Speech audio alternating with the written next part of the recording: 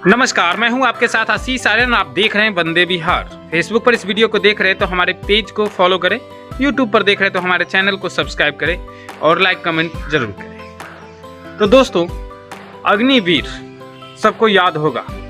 अभी से तकरीबन 1.5 साल पहले यह भारत सरकार के द्वारा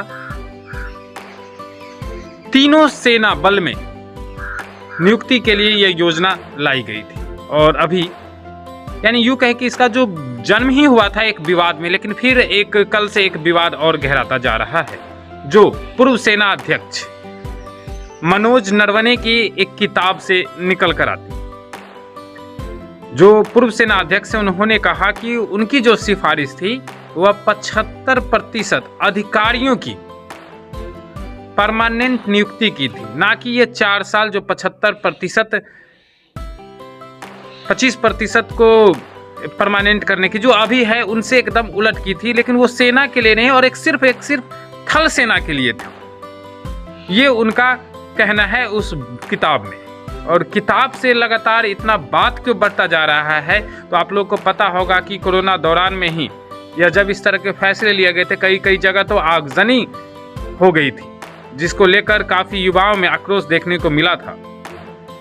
लेकिन अब जब यह किताब में उनकी बातें लिखी गई कि उनका जो प्रस्ताव था, भारत सरकार को उन्होंने प्रस्ताव जो दिया था, उसमें 75% को परमानेंट और 25% को उनके कार्यकाल के बाद हटाने का था, वो भी सिर्फ ऑफिसर को और थल सेना के लिए बात किया गया था। लेकिन जब भारत सरकार का यह फैसला आया कि अचानक तीनों सेना में यानी कि थल सेना, जल सेना और वायु सेना में यह स्कीम लागू होगी, तो वायुसेना और नेवी यानी कि जल सेना अचानक इस बात को सुनकर चौंक गई। लेकिन सरकार के अधीन सारे काम होते हैं कि सरकार का जो फैसला है उस नियम के अनुसार से ही चलना होता है।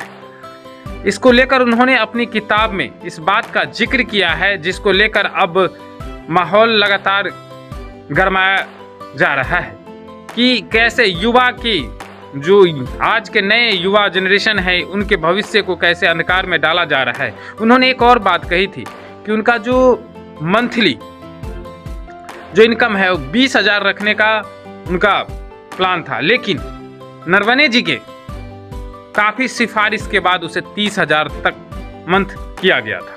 उन्होंने यह बात कही थी कि 20,000 एक मजदूरी दिहाड़ी मजदूर को दिया जाता है, जो काम करते हैं उनको 20,000 रुपये होते हैं। 20,000 बहुत कम होगा, तो इनके काफ़ी सिफारिश के बाद उनका 30,000 किया गया था। यह मनोज नरवणे जी की बुक में लिखा गया है। तो यह वीडियो आपको कैसा लगा, आप कमेंट करके हमें बताइए। आप किस नज़र से देखते हैं? क्या अग्निवीर योजना को अस्थायी कर देना चाहिए था जैसा कि पहले था, या ऐसे ही अभी अब जो युवा हैं इसको एडॉप्ट कर लिए हैं और ऐसे ही चलते रहने देना चाहिए? आप कमेंट करके बताइए। आप देख रहे हैं वंदे विहार न्यूज़। फेसबुक पर देख रहे हैं तो हमारे पेज को फॉलो करें, यूट्यूब पर देख रहे हैं तो हमारे चैनल को सब्सक्राइब करें। अभी के लिए इतना ही। जय हिंद।